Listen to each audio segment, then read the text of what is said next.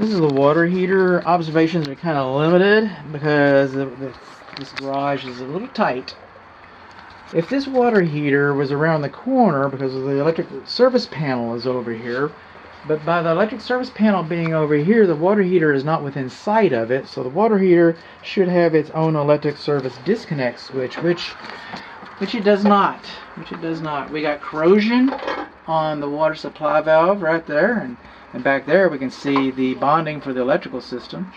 Water supply lines coming into the water heater, they should be insulated like the TMP is.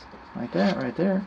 We've got our dielectric unions. Those are good things. But we should have insulation on these. Now our temperature pressure relief drain line, it comes around and it makes a trap. It's not supposed to make a trap. You're not supposed to have two connectors in tandem. It has two connectors in tandem.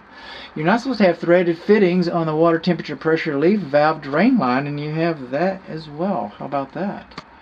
Coming in, well, I guess the tank is bonded. I can see the ground right there, but the conduit is not bonded to the water heater.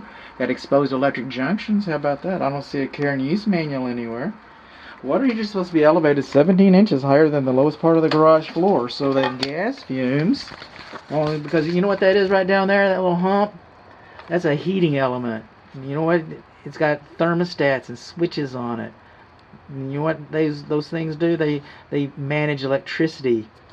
You know what? I'm talking about arcs and sparks, and it's too close to the garage floor. So I mean, that's a safety issue, and we do need a care and use manual. And if you had the care and use manual, you'd read it, and they'd tell you that this needs to be off of the floor. They'd tell you that this conduit needs to be connected, that these do not need to be exposed. They'd tell you that these water lines need to be insulated. They'd tell you that this TMP is not supposed to have a trap on it. I'm not sure they talk about the two connectors in tandem. That's a code thing, but it is a code thing, and it's for real, and it's not supposed to have the threads on it. So that's it. The thing's about, I don't know, I can't read the, it's 50 gallons. 50 gallons, and it's about, the report will have a better, but I'm thinking it's about 7 years old. Water heaters last about 10. Electric water heaters, sometimes they last a little longer than gas water heaters. But at about 10 years, everybody agrees that the water heater is too old. And at 7 years, I mean, that's not 10 years. But you know what else? You're supposed to replace this every 2 years, that temperature pressure relief valve. You think you did that? You think they really did that? How about this? We got a, oh man, an old man moment here for a minute. I'm getting such a gripey mood. I got ahead of myself.